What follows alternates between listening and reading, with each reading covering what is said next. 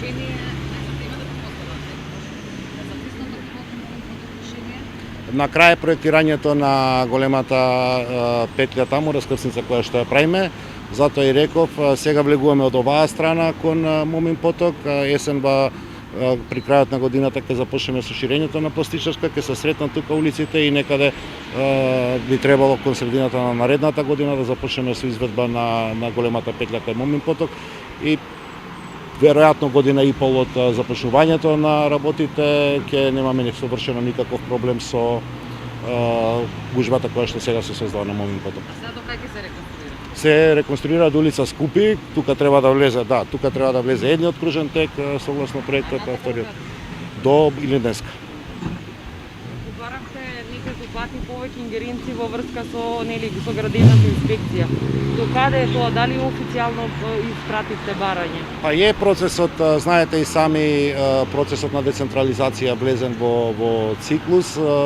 Јас чекам, вчера полека се формираше собранието на Република Северна Македонија, ќе бидат извршени кадровските промени и потоа нема совршено никаква пречка, постои сериозна политичка волја кај председателот на владата да го продолжиме процесот на децентрализација и во тој процес на децентрализација ќе влезат ингеренциите на градот за кој што зборувам по долго време. Градот ги активираше дроновите со цел да се ловат изворите на загадување. Со колку дронови оваа сезона располага градот и дали имате некои целни точки кои што сметате дека се потенцијални извори на загадување? На што ќе го ставите фокусот во врска со лоцирањето на изворите на загадување? Во оваа фаза паралелно со мониторингот од 2 дрона ја промовираме повторно веќе традиционално акцијата на градот да не се палат стрништата, односно со работка со земјоделците со цел да не се стрништата кои што се во опкружувањето на Скопје не се палат, да ги замениме со ѓубриво за земјоделците и фокусот е претежно во оваа фаза сега кон палењето на стрништа и мониторинг на тие позиции, претежно да речем во западниот дел околу Сара и претежно во источниот дел каде што всушност се и гравитира земјоделското земјиште или земјоделскиот административен дел од нашиот град. А што е со преименувањето на улиците? Беше тоа актуелна тема минатата година, меѓутоа никако како да не се споминува веќе. Не, согласно законските прописи не смеете да ги смените имињата на улиците 6 месеци пред избори, беа закажани изборите.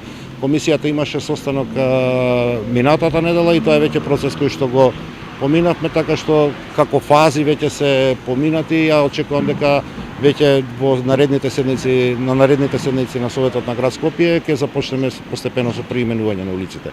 Создаден е списокот на улици од кои што ќе се црпат имињата на улиците. Во добар дел оние кои што беа традиционални и познати на Скопје ќе им ги вратиме, или моја желба е да ги вратиме старите имиња.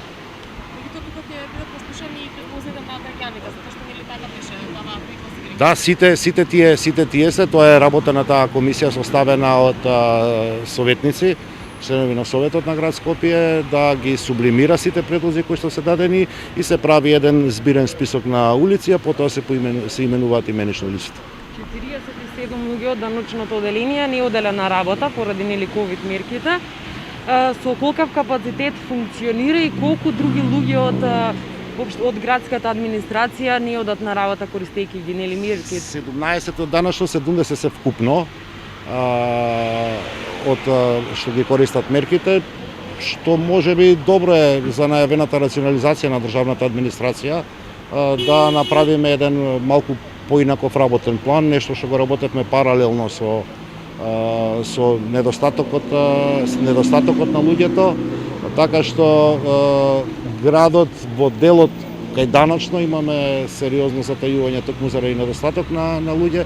Таа работа сега ќе ја поправиме. Јас очекувам дека кога ќе тргне процесот на реформа на државната администрација, ќе можеме и многу полесно и поедноставно да ги преместуваме административните работници со цел да вакви, да речам, што ни се ствараат проблеми заради недостаток на персонал, можеме поедноставно и полесно да ги прикриеме.